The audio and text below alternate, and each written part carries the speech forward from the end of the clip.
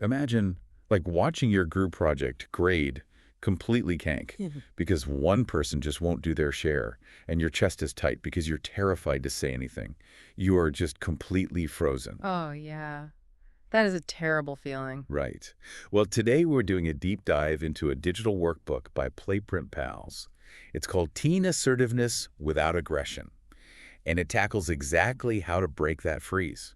Yeah, it's such a practical guide for that. So let's unpack this. Think of communication styles, Mhm. kind of like a radio. When you use aggressive communication, you're basically cranking the volume so loud the speaker blows out. Because the delivery is just so painful. Exactly. The other person can't even decipher the words. And then passivity, on the other hand, is just pure static. Right, nobody hears anything. But assertiveness is finding that exact middle path, that exact frequency where your signal is crystal clear. I love that analogy. And to find that clear Yeah. frequency, well, the foundational premise of this workbook is that finding your voice is actually a practiced skill. So it's not just a fixed personality trait. Exactly. You aren't permanently wired with a faulty dial, you know? You really have to train it. Okay, so how do we actually tune that dial in real life? The text gives us this very specific, like, go-to script formula. Right, the fill in the blank one. Yeah, it goes, I feel blank when blank because blank. I would like blank.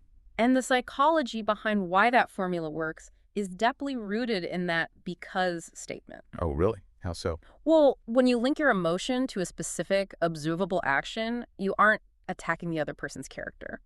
Which bypasses their natural defensiveness, I guess. Exactly. So saying, I feel overwhelmed when you add things to my schedule because I don't have enough time, that grounds your boundary in Yeah. objective reality. Right. It's entirely different from a vague attack like, you always overschedule me. Yeah, that makes a lot of sense.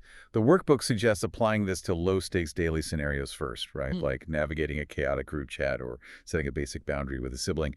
But let me push back a bit here. Sure, go for it. If I walk up to my brother and just read a fill-in-the-blank script about my feelings, it's going to sound completely robotic, Yeah. like very unnatural. Oh, absolutely. And what's fascinating here is the authors actually anticipate that unnatural feeling, which is exactly why they insist on role-playing. Oh, so you practice it before you actually need it. Yes, you practice the script out loud with a friend, a parent, or literally even just the mirror before the actual confrontation happens. Just to get the words out. Yeah, speaking the words builds physical muscle memory.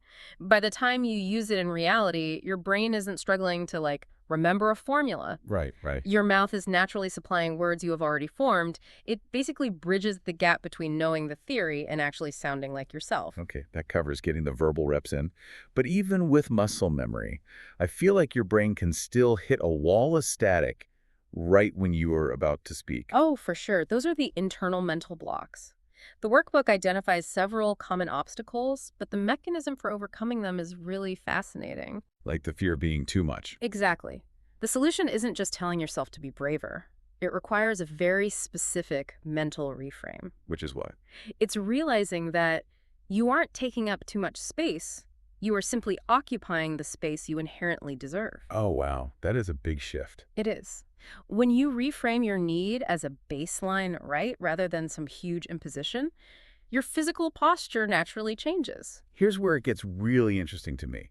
The text paired those reframes directly with physical presence, Yes, the mind-body connection. maintaining good posture, using a steady tone, keeping eye contact. It creates this physiological feedback loop.